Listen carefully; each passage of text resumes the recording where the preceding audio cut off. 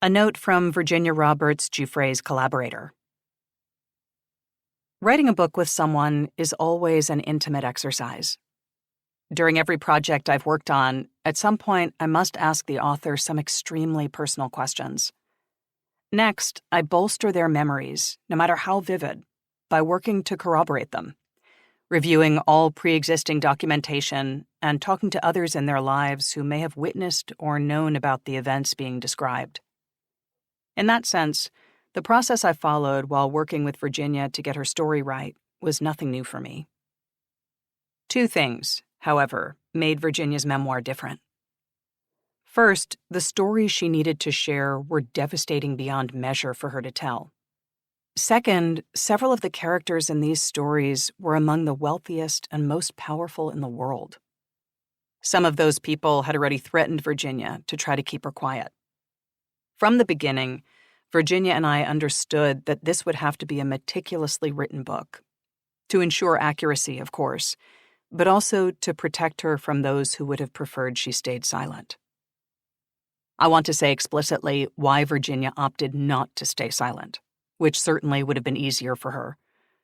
From the beginning, she told me she believed that her story would help other people, not just survivors of Epstein's cruelty, but any person, male or female, who'd ever been coerced into sex against his or her will. Over and over, during the hundreds of conversations and text and email exchanges Virginia and I had over 4 years, she insisted that she wanted to be portrayed authentically, with all her flaws.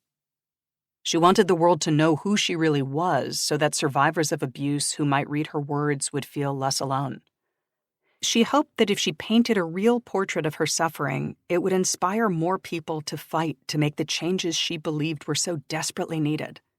Prime among them, legislation to eliminate statute of limitations provisions for sexual abusers of children. Virginia was one of the most sweet-hearted and generous people I've ever met. She was devoted to her 3 children, whom she shared with her husband, Robbie Giuffre, from whom she was later estranged. She was also fierce and determined, and that fierceness is what enabled me, at her direction, to tell her whole story. And just as importantly, to interrogate it, to confirm it, and ultimately to help create the inspiring but also heartbreaking account you are holding in your hands. When it came to corroborating the abuse Virginia had suffered as a child, I tracked down a childhood friend who was incredibly forthcoming about the abuse this friend endured by her stepfather, the same man who sexually abused Virginia as a child and who later was convicted for abusing yet another minor. Her input and kindness were a huge source of comfort to Virginia. In consultation with a professional fact-checker, I also spoke at length to Virginia's mother, her husband, her former boyfriend, and her 2 brothers, to whom Virginia had recounted the abuse by both her father and his friend. I reached out to Virginia's father multiple times seeking his response to his daughter's allegations. He responded by strenuously denying them. His response reads, in full, "Just to straighten this out, I never abused my daughter and didn't know that Forrest did that either. If I had known about that, I would have been very angry and taken care of the situation. I gave my daughter every single thing she ever wanted and never, ever touched her sexually. I never even knew what was going on with Epstein until I read about it online and getting calls from news agencies. There is so much they are getting wrong. Even her middle name. It is Virginia Lee Roberts and not Virginia Louise. I am a moral person and believe that men who take advantage of young children should be prosecuted and then castrated.